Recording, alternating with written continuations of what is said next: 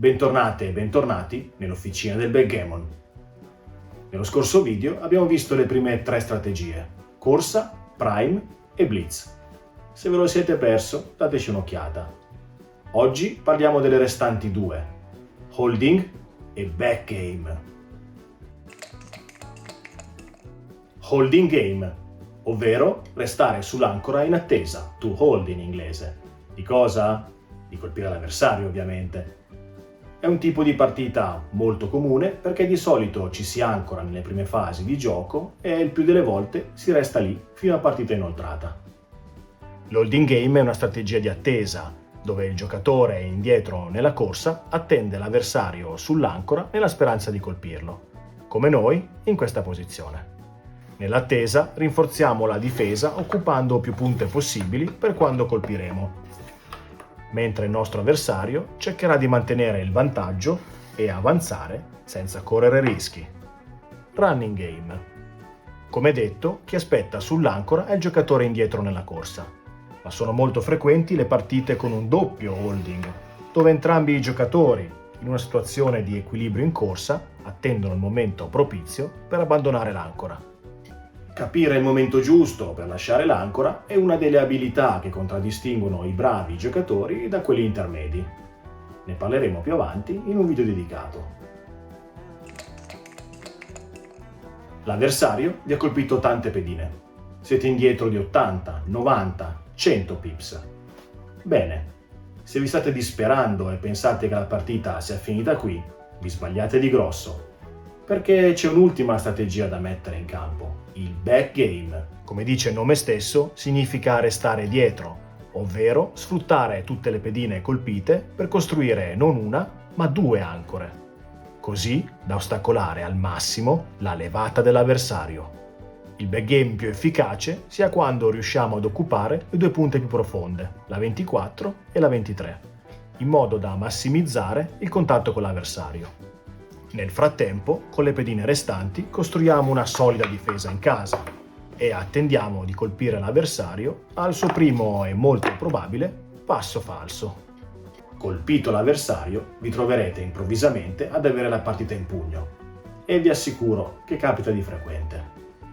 Il rovescio della medaglia è che se il backgame fallisce, è molto probabile che l'avversario vinca un gammon.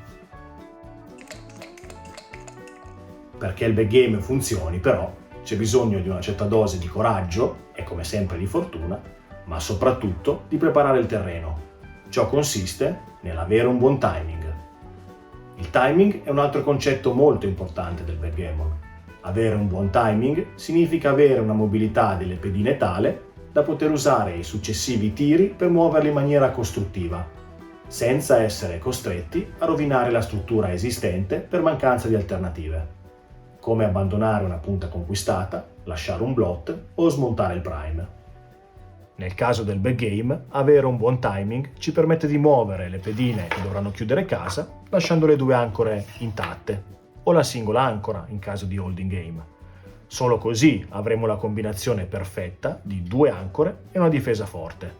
Tradotto, alte probabilità di vittoria se l'avversario si scopre.